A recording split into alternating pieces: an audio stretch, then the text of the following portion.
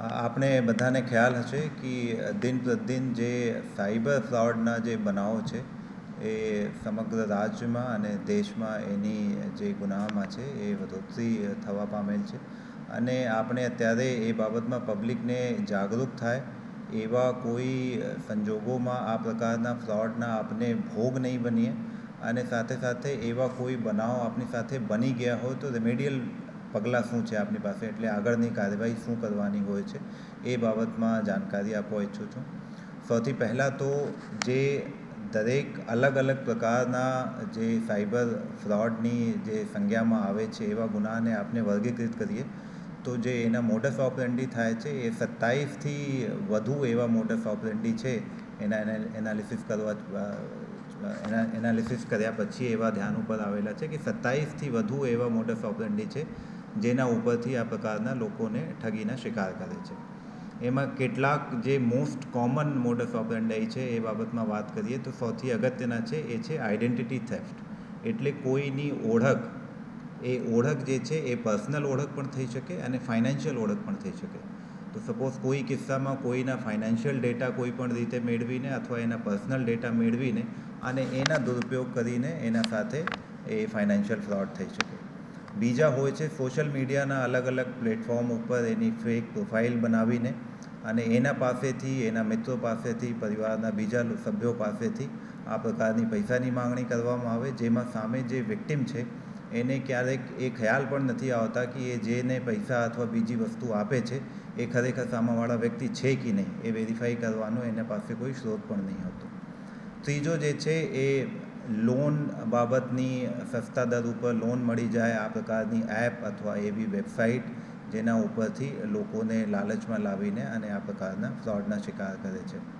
Fourth જે છે અલગ અલગ મેલિશિયસ લિંક, જેને આપણે ફિશિંગ લિંક કહીએ છીએ, એ ઈમેલ માધ્યમથી, SMS માધ્યમથી, વોટ્સએપ ઉપર, બીજા જે સોશિયલ મીડિયાના પ્લેટફોર્મ હોય છે જેવા કે ઇન્સ્ટા થઈ ગયા, અલગ અલગ બીજા સોશિયલ મીડિયાના પ્લેટફોર્મ ઉપર આ પ્રકારના લિંક મોકલીને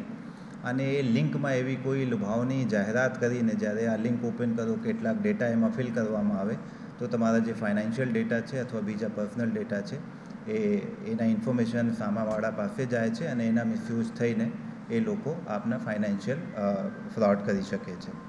એ સિવાય જે છે કેટલાક કાર્ડ એપ્લિકેશન બાબતમાં, ક્રેડિટ કાર્ડ મળવા માટે, ડેબિટ કાર્ડ મળવા માટે બેંક તરફથી કોઈ એવી માહિતી કે તમારો કાર્ડ બંધ થઈ ગયા છે અથવા તમારો જે ચેક છે એ રિટર્ન થઈ ગયા છે, આ પ્રમાણના બેંકના રિપ્રેઝેન્ટેટિવ અથવા બીજા કોઈ ફાઇનાન્શિયલ ઇન્સ્ટિટ્યુશન જેના સાથે આપ જોડાયા છો એવા રિપ્રેઝેન્ટેટિવ બનીને અને ફેક કોલ કરીને અથવા ફેક મેસેજીસ કરીને તમારી પાસેથી માહિતી મેળવવામાં આવે અને એ માહિતીના દુરુપયોગ કરીને સાયબર ફ્રોડ કરવામાં આવે. એ સિવાય બીજી પણ ઘણી બધી એવી મોડસ ઓપરેન્ડી છે. અત્યારે આપણે જે ચર્ચા કરી એ મોટા પાયે જે સૌથી વધુમાં વધુ જેનો ઉપયોગ કરીને આ લોકોને ભોગ બનાવે છે એ ફાઇનાન્શિયલ ફ્રોડની વાત કરી. એની સૌથી ઇમ્પોર્ટન્ટ જે વસ્તુ છે એ છે કે આપણે એ તમામ વસ્તુઓની જાણકારી થવું જોઈએ.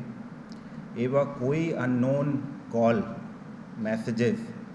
ઈમેલ અથવા કોઈ પણ જાતના કમ્યુનિકેશન આપની પાસે આવે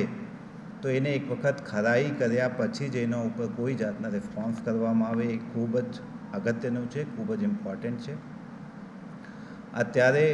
જે ટેકનોલોજીમાં ઇમ્પ્રુવમેન્ટ થયા છે એના કારણે ડીપ ફેકના કિસ્સાઓ પણ ધ્યાને આવેલા છે, જેથી વોઇસના જે રેકોર્ડિંગ છે, વોઇસના જે મોર્ફોલોજી હોય છે એમાં ચેન્જ કરીને આ પ્રકારના કોલર આઈડી ઉપરથી કોલ આવી શકે અથવા વિડીયો ઉપરથી પણ લોકોના ફેસ જે મોર્ફ કરીને આ પ્રકારના વિડીયો કોલથી પણ ચીટિંગ થવાની સંભાવના હોય છે. તો આ તમામ પ્રકારમાં સાવચેતી રાખવાની ખૂબ જ જરૂરી છે. સાથે સાથે એ તમામ વસ્તુઓ બાબતમાં લોકોને જાગૃત કરવાના હેતુથી આજે અત્યારે આપણે આ કોન્ફરન્સ લઈએ છીએ. અને જે પ્રમાણે મેં વાત કરી એ તો પહેલાં તો છે કે પ્રિવેન્શન એને આપણે કઈ રીતે કરી શકીએ અને કોઈ સંજોગોમાં આપની સાથે એવા અઘટિત બનાવ બની ગયા હોય તો આપની પાસે નજીકના જે પોલીસ સ્ટેશન છે એમાં તાત્કાલિક જાણ કરવામાં આવે અથવા જે NCCRP પોર્ટલ છે એના ઉપર અને ત્રીજો જે છે 1930 એ જે હેલ્પલાઇન નંબર છે એના ઉપર જાણ કરીને અને તાત્કાલિક પોલીસની મદદ મેળવી શકે છે.